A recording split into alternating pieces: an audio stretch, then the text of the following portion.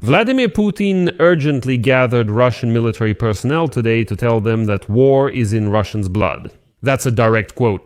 But really, today, Putin claimed Russia has the initiative on the Ukrainian battlefield, and they allegedly surrounded Pokrovsk and Kupiansk. He even proposed letting Ukrainian and international journalists in to show the encircled armed forces of Ukraine soldiers.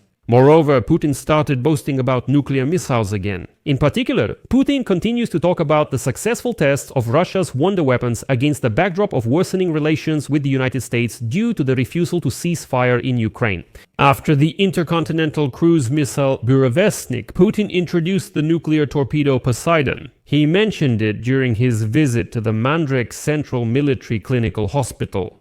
However, at the same meeting with wounded occupiers, Putin forgot to mention something else. Russian military universities and academies have stopped accepting cadets' resignation reports amid the prolonged war against Ukraine. Essentially, they are being kept in case new cannon fodder is needed. My name is Pechiy. Let's discuss this topic together. But before we start, I ask you to subscribe to this channel, like this episode, and be sure to leave your comment under this video, share your opinion.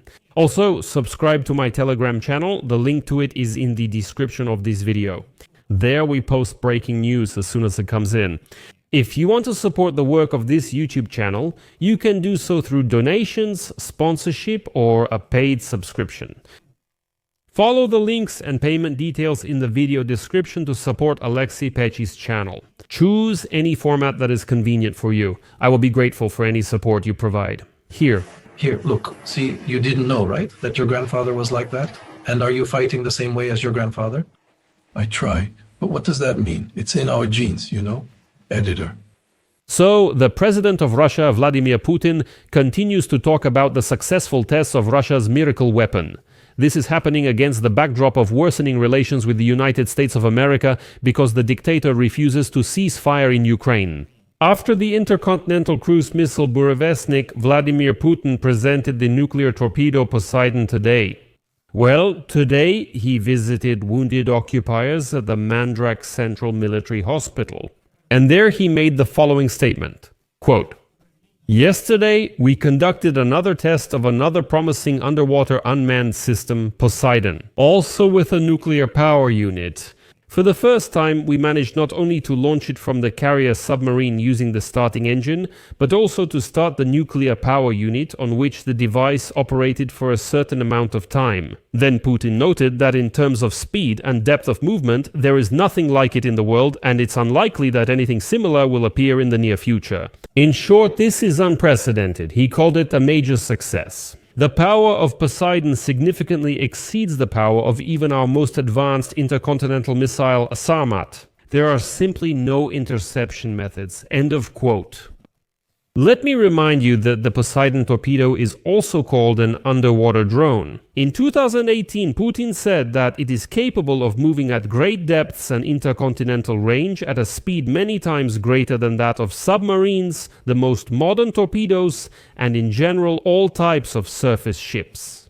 And the torpedo is planned to be used to strike the enemy's coastal infrastructure and territory. And so, Russian propaganda presented Poseidon as a doomsday weapon that could wash away coastal cities.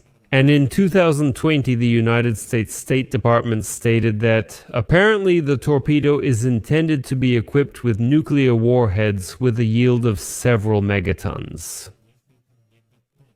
The first carrier of Poseidon torpedoes. The Belgorod submarine was launched on April 23, 2019 at the Sevmash shipyard. But only in June 2022 did it undergo state trials in the Barents Sea, and it was handed over to the Russian Navy on July 8, 2022. But it's worth mentioning that on October 26, Vladimir Putin announced the completion of the decisive test of the Burevestnik missile. This is another type of weapon that he first talked about in 2018. In short, it feels like everything he promised in 2018 has been brought out to the public again now, and so on. Putin called the missile with a nuclear engine Universal a unique weapon of unlimited range that no one else in the world has. Russian General Staff Head Valery Gerasimov said Burevestnik flew 14,000 kilometers in 15 hours on October 21, and supposedly that's not even the limit. This announcement triggered a negative reaction from President Donald Trump. He called it inappropriate, noting that Putin should think about how to end the war against Ukraine, not test missiles. And he reminded about the American nuclear submarines sent towards Russia. In addition, dictator Putin made up a story that Pokrovsk and Kupiansk in Ukraine are already completely surrounded.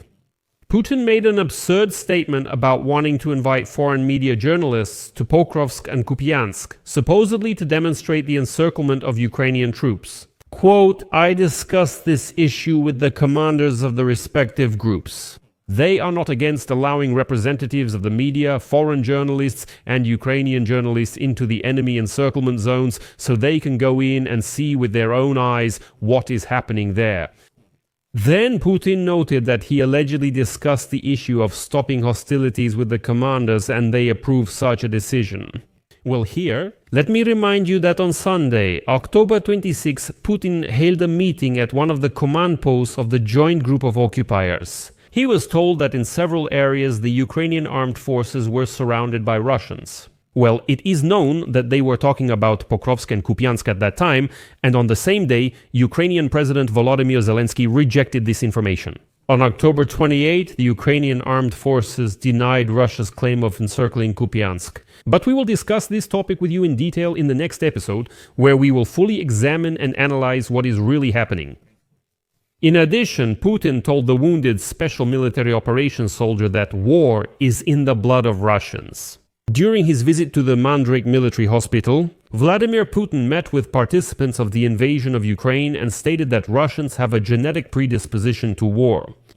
One of the occupiers said that he found information in the archives about his grandfather who fought during World War II, which this occupier calls the Great Patriotic War. And Putin, in response for some reason, grabbed the serviceman by the thumb, tugged it slightly, and then drew a parallel between him and his grandfather. And he said, "You see, war is in our blood." Look, you didn't know your grandfather fought like that, but now you're fighting just like your grandfather. I'm trying, yeah, but what does that say? It's in our genes, you know? Well, some Russians don't agree with Putin. According to important stories, Russian military universities and academies have stopped accepting resignation reports from cadets amid the prolonged war in Ukraine. In particular, this situation has developed at the Budyonny Military Communications Academy, where cadets are already publicly asking to be saved and taken out of there. As the Russian cadets themselves explain, after completing the first year, cadets sign a contract for military service. Before that, students are considered conscripted servicemen. 2 days of study count as 1 day of compulsory service. If expelled before completing the required service, a cadet must pay for their education and serve in a military unit to finish their term.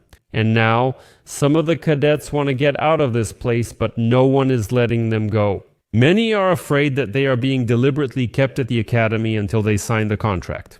And as a kind of cherry on top, all contracts that cadets sign after moving to the second year have become indefinite due to the decree of the President of the Russian Federation on partial mobilization. In short, all these cadets fell into a trap. If they sign the contract, they automatically become cannon fodder. And those who don't want to sign the contract simply aren't allowed to leave. So I'll leave it at that. Share your opinions and conclusions in the comments below this episode. Subscribe to the channel, hit the bell, and don't forget to like. That's all for now. Take care. Goodbye, everyone.